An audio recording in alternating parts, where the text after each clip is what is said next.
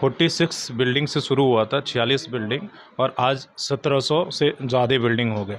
तो इसमें दोषी जो है, क्या केवल बनाने वाले लोग हैं, या इसे एक तरीके से बनाने देने परमिशन जो दिया है, जिनके संरक्षण में सब कुछ है, उन लोगों पर भी कार्रवाई होनी चाहिए। जो गलत नक्शा पास कर रहा है, और जब नक्शा पास हो गया तो उसका विचलन होते हुए, अवैध निर्माण होते हुए देख रहा है, उसको नोटिस तक नहीं दे रहा है। जमशेदपुर में जो पदाधिकारी पदस्थापित हैं, ये पदाधिकारी तो अपनी सरकार के अधिनियम का, नियम का, उपनियम का पालन नहीं करा रहे हैं, बल्कि उसका उल्लंघन कर रहे हैं। जमशेदपुर अक्षेस भारी दबाव में है। आप जैसे आपने कहा कि जो कार्रवाई हो रही, टारगेटेड हो रही है, यहाँ हो रहा वहाँ नहीं हो रहा, वो सवाल हम भी उठाते रहते।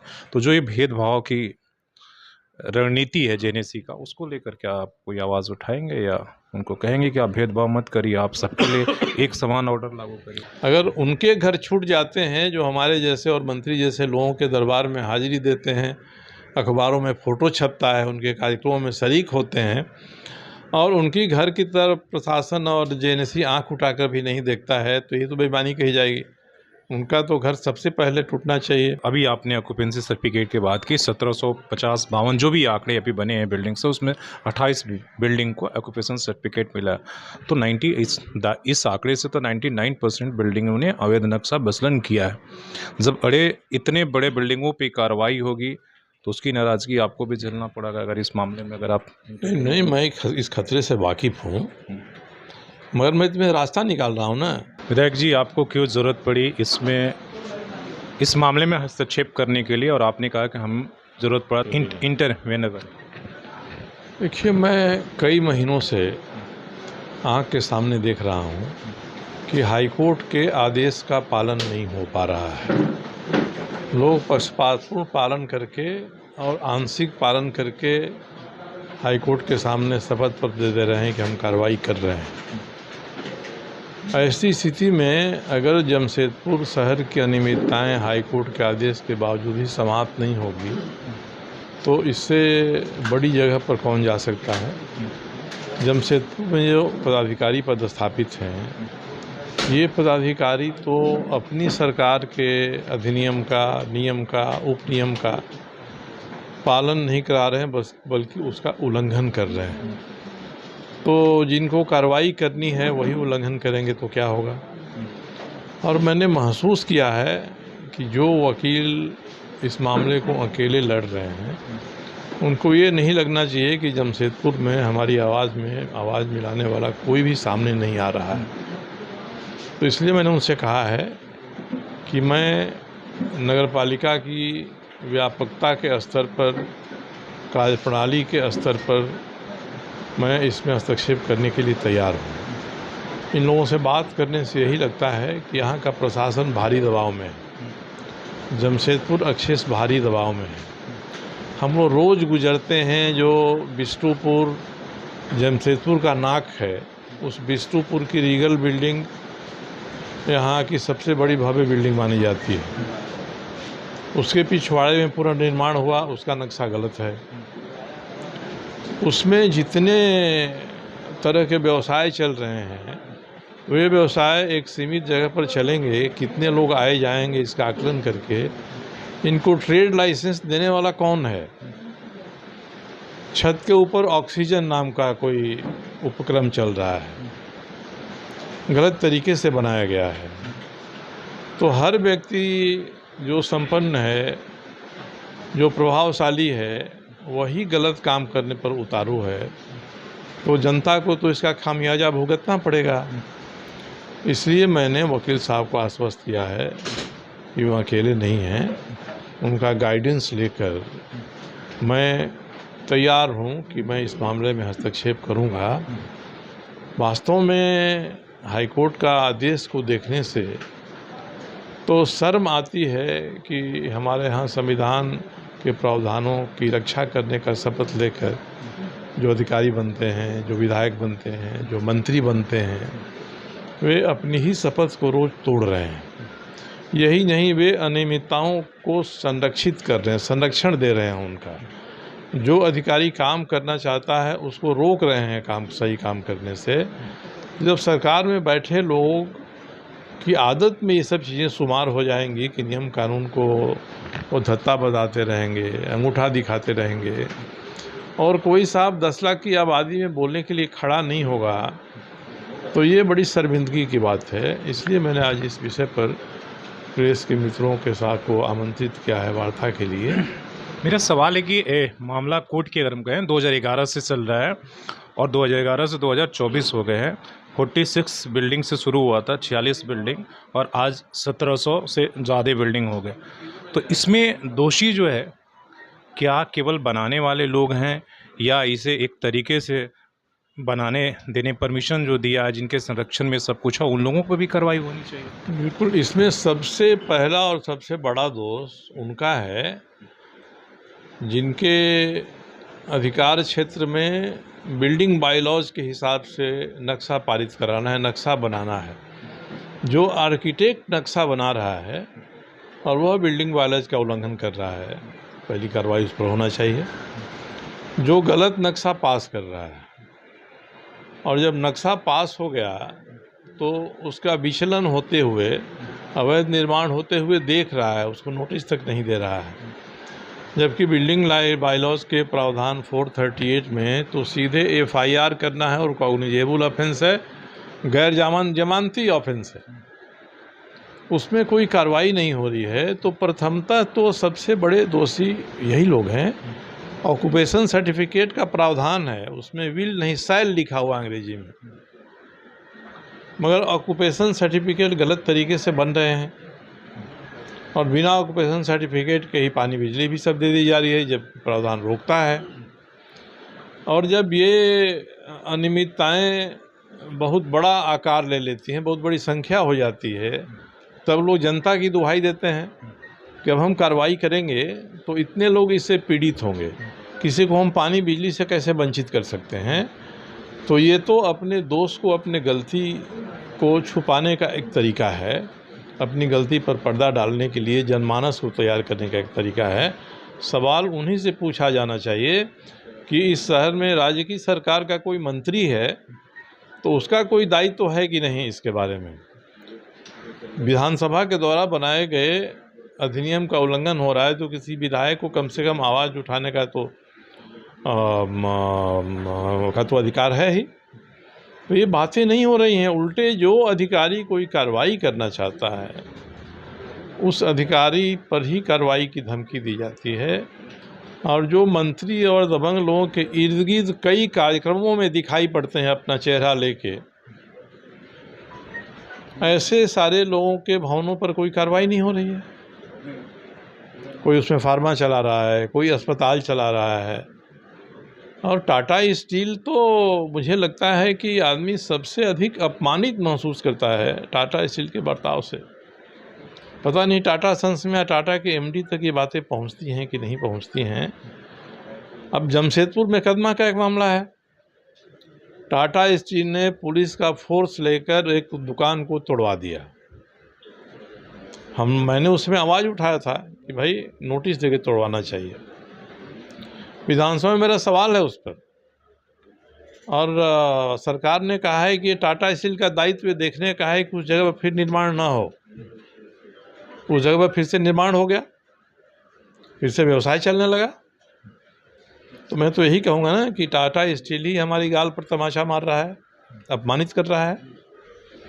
तो जब टाटा स्टील जैसे रसूखदार प्रबंधन की ये स्थिति हो जाएगी कि उसका बायां हाथ क्या कर रहा है उसके दाहिने हाथ को पता नहीं है, और इससे हमारा जनहित प्रभावित होगा, जनता के अधिकार प्रभावित होंगे, तो मैं तो यही सवाल उठाना चाहता हूँ व्यापकता के साथ कि जो हमारी 86 बस्तियाँ हैं उनको मालिकाना हक देने में सरकार को 10 अनियमितताएँ दिखाई पड़ती हैं, कानून के प्रावधान दिखाई नहीं पड़ते हैं।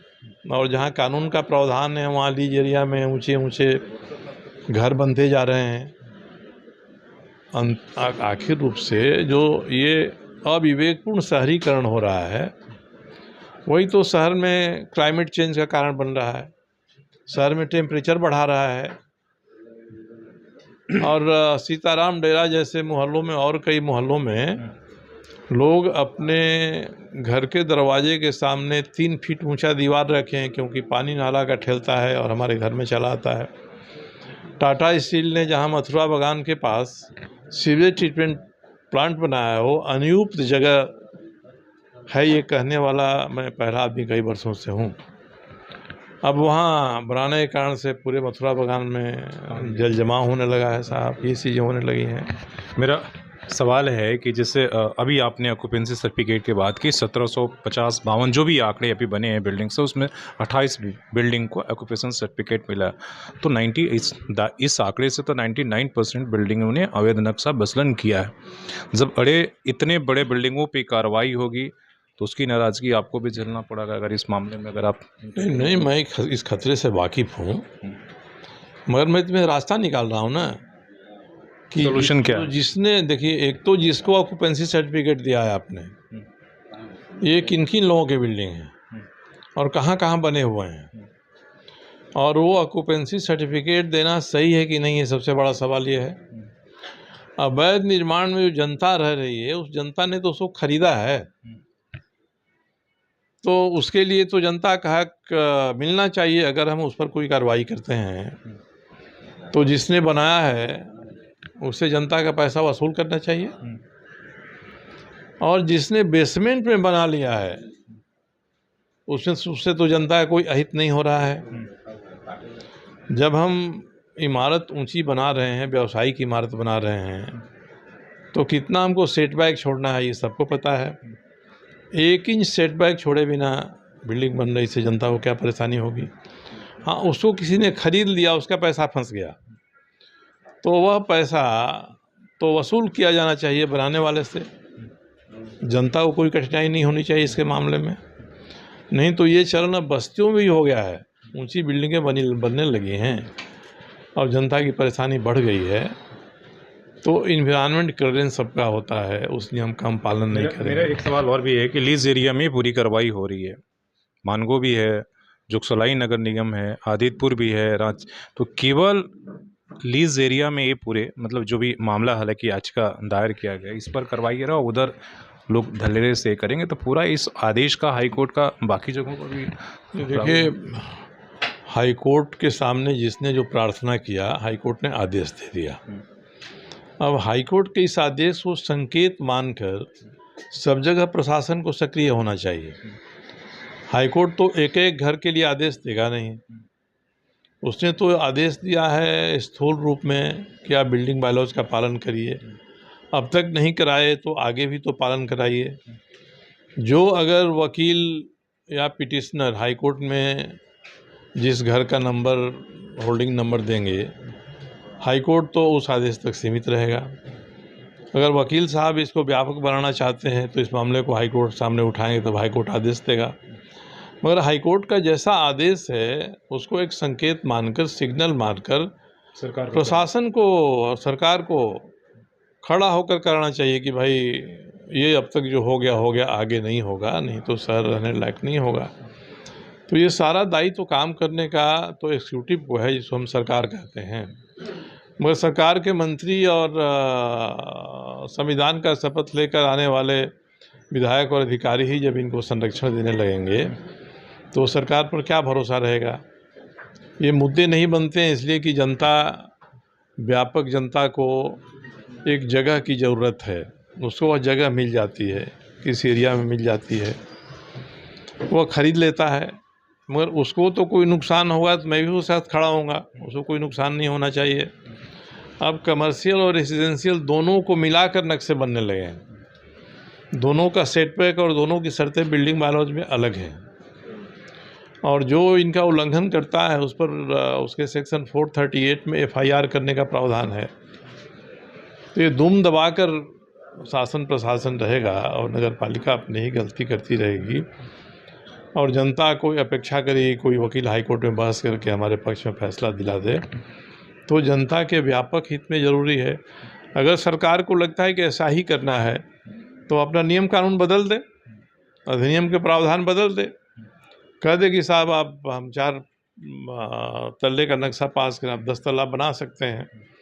तो जो नियम बने, कानून बने, लागू होना चाहिए और उस नियम कानून के आधार पर ही हाई कोर्ट भी निर्देश देगा।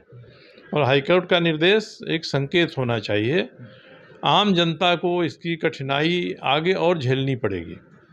जिन्होंने घर खरीद लिया है, फ्लैट खरीद लिया है, कमर्शियल स्पेस खरीद लिया है, अगर उसने गलत खरीदा है तो उसको तो जो बिल्डर है उसके माध्यम से उसको हर्जाना मिलना चाहिए। उसका पैसा तो वहीं पर गया है, उन्हीं के पास गया है।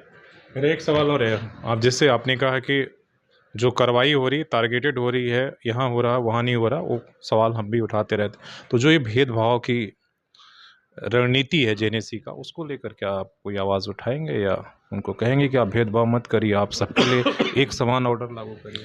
मैं तो आपके माध्यम से ही सवाल उठा रहा हूँ कि ऐसे लोगों के चेहरों को चुनिए जो मंत्री के कार्यक्रमों में रहते हैं और उन्होंने अवैध निर्माण किया है।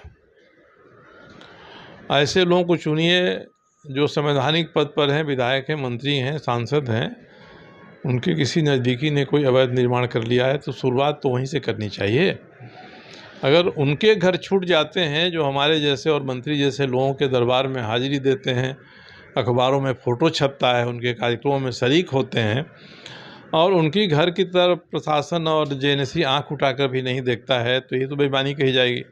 उनका तो घर सबसे पहले टूटना चाहिए। पिछले 10 महीनों में या 2 साल में मंत्री के, विधायक के कार्यक्रमों में जितने लोग आए हैं, उन सभी के चेहरों के फ़ोटो, तस्वीर मीडिया में आए हुए हैं। उनको निकालिए और सबसे पहले शुरुआत वहाँ से करिए। वहाँ से शुरुआत करिएगा तो वास्तव में भय होगा। 438 सेक्शन का आप उपयोग करिए। टाटा स्टील मजबूर हो जाए कि बिना ऑक्यूपेंसी सर्टिफिकेट की हम सुविधाएं नहीं देंगे साहब। जनता को अब तक दे दिया है तो उसके लिए प्रशासन तय करे कि क्या हर्जाना बिल्डर पर होना चाहिए इसका। ये सारी चीज़ें होंगी तभी यह अनियमितता दूर हो सकती है, नहीं तो हाईकोर्ट के सामने कितने लोग जाएंगे रीट लेकर।